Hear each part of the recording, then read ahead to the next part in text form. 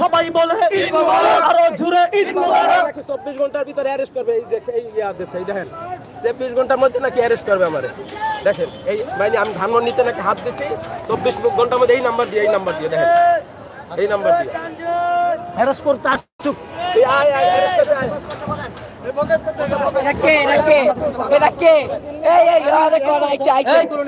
এখানে আসতে বলেন, ওখানে আসতে বলেন, এখানে কে অ্যারেস্ট হবে না হবে তাকে আসতে বলেন।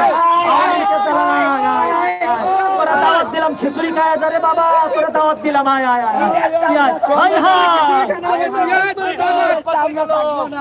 আয় ঈদ মুবারক, ঈদ মুবারক, সবাই বলে ঈদ মুবারক, ঈদ মুবারক, ঈদ মুবারক, সবাই বলো ঈদ মুবারক, আবার বলো ঈদ মুবারক, সবাই বলো ঈদ মুবারক, জোরে বলো ঈদ মুবারক, বিনিকি ভাইয়ের ঈদ মুবারক, মাহমুদ রহমানের ঈদ মুবারক, সার্জিস ভাইয়ের ঈদ মুবারক, হাসান নাতের ঈদ মুবারক, আবার বলো ঈদ মুবারক, ধানমন্ডি ঈদ মুবারক। বিশেষ করে আগামী দিনে যারা মানুষের কর্ণধার হন, আপনারা এই দৃশ্য দেখে আপনারা শিক্ষা গ্রহণ করেন। হাসিনাও জানতো না, তারা দেশেরও জানতো না যে এইভাবে ঘটনা ঘটে যাবে। আমি মোহাম্মদ এনামুল হক মিলন, আমি একটা মাদ্রাসার প্রিন্সিপাল। আমি এই স্বৈরাচার খুনি হাসিনার বিরুদ্ধে এখানে 2টা টিভি চ্যানেলে কথা বলছিলাম, যাতে করে এই জায়গাটাও আমি পাবলিক, এই আবার ফোন দিছে সে, এই জায়গাটা পাবলিক টয়লেট হয়, এটাও আমি বলছি আবদার করছিলাম। তো ওনারা আমার কার্ড নিছে, কার্ড নিয়ে আমাকে থ্রেট দিল। নাম্বারটা হলো 01712563563 এটা কি 55 দেখেন তো, আমি চোখে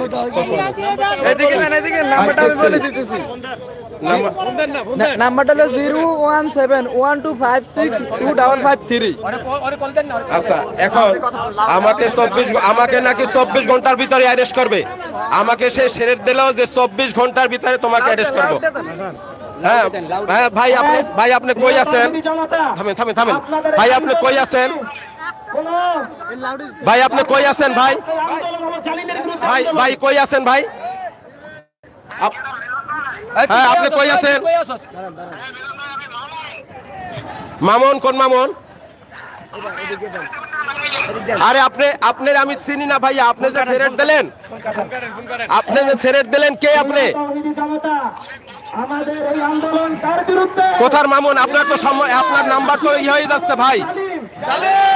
হাজারো টিভি চ্যানেল আপনার নাম্বারটা তো প্রচার করবে ভাই। সমস্ত মানুষের নামে ফরজি আইন হয়ে গেছে। হ্যাঁ মামুন ভাই, আমরা মানুষ কারো বিরুদ্ধে আসি না।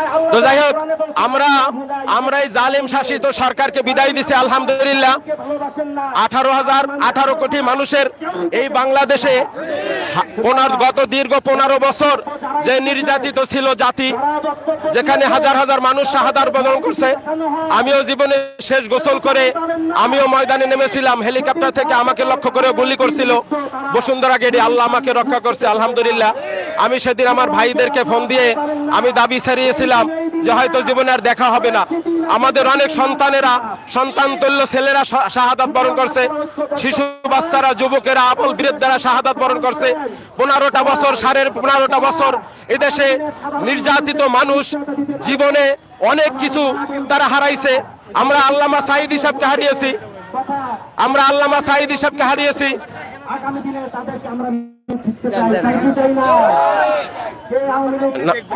নাম্বারটা একটু দেখেন। আসসালামু আলাইকুম প্রিয় দেশবাসী,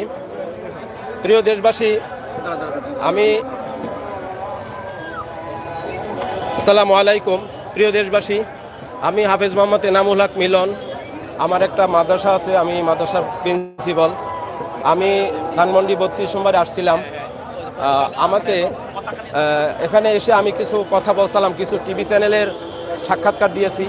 তো সেখানে আমি আমার কার্ড দিয়েছি। তো আমাকে কিছু আগে একটা নাম্বার দিয়ে ফোন দিল যে আপনি কি এনামুল হক মিলন বলছেন? আমি বললাম হ্যাঁ, আমি এনামুল হক মিলন বলছি।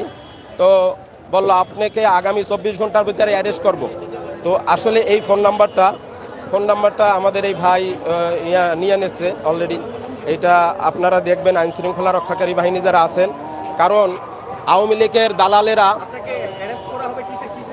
আমি 32 নম্বরে নাকি হাত দিয়েছি, এই জন্য আমি 32 নম্বরে নাকি হাত দিয়েছি, অথচ আমি হাত দেই নাই। কিন্তু আমি হাত দেওয়ার জন্য তো এখানে আসি নাই, দেখার জন্য আসছি।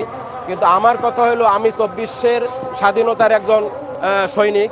আমি জীবনের শেষ গোসল করে আমি বসুন্ধরা গেটে গেছিলাম এবং আমার ভাইদের কাছ থেকে আমি দাবি ছাড়িয়েছিলাম ফোন দিয়ে, যে ভাই হয়তো আমার জীবনে আর দেখা হবে না আপনাদের সাথে। কিন্তু সেদিনকার হেলিকপ্টার থেকে আমার উপরেও গুলি ছড়ছিল, আমি রোডের মাঝখানেই ছিলাম।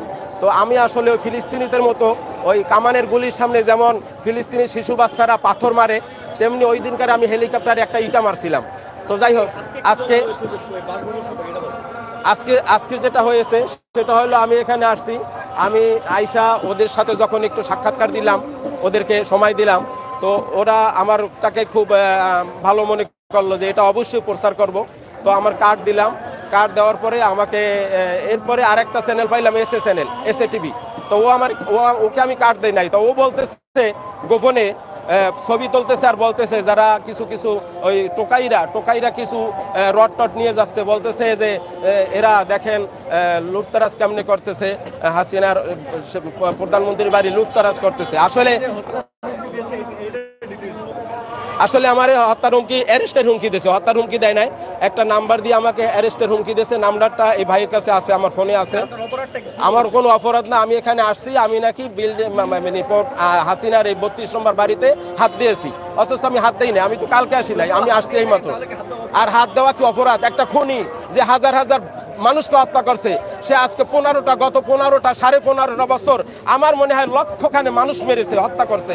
এরপরে শাপলা চত্বরে মানুষ হত্যা করছে, পিলখানায় সেনাবাহিনী, আমাদের হীরাখণ্ড সেনাবাহিনীদের হত্যা করছে, আমাদের জাতি ধ্বংস করছে।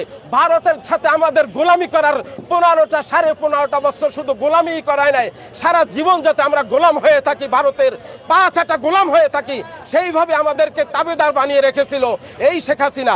অথচ ও প্রায় 2000 ছাত্রদের হত্যা করেছে।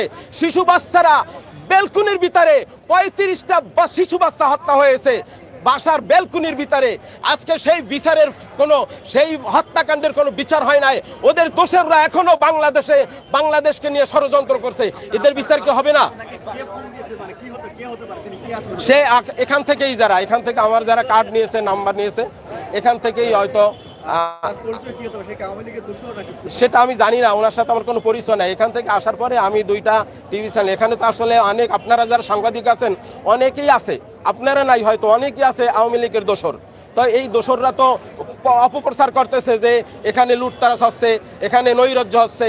এখানে যেমন আমি এক নেতারে শুনছি, অন্য একটা দলের আজকে নেতা, সে বলছে আমরা একটু দেখতে চাচ্ছি, আসলে আমরা এটা পরেই বলবো যে এখানে আসলে এই ঘটনাটা কারা ঘটাইছে।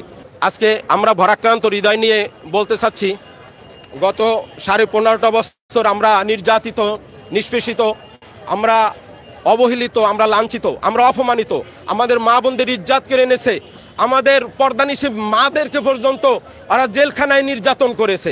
ওরা আমাদের আলেম ওলামাদেরকে, হাজার আলেম ওলামাদেরকে বন্দী করে রেখেছে। এখনো হাজার আলেম, কত বড় ক্ষমতা, কত বড় সাহস, এই দালারেলা বিভিন্ন জায়গায় আছে, যারা এখনো আলেম ওলামাদেরকে বন্দী করে রাখছে জেলে। আমরা এই আলেম ওলামাদের মুক্তি চাচ্ছি।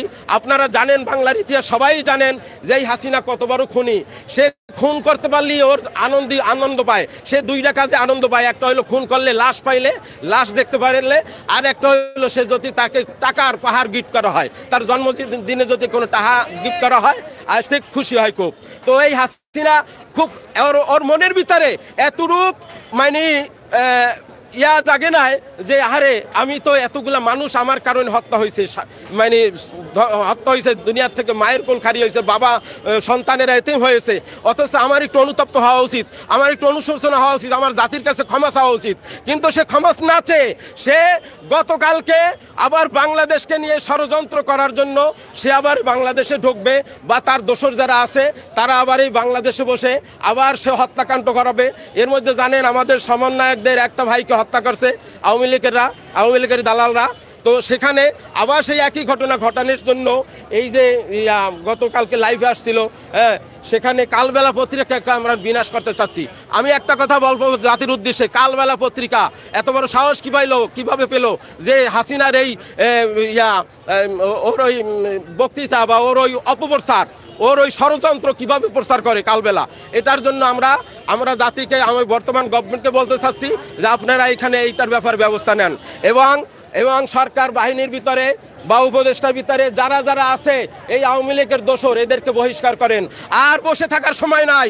অনেক সন্তানদেরকে হারিয়েছি, অনেক রক্ত ঝরাইছি।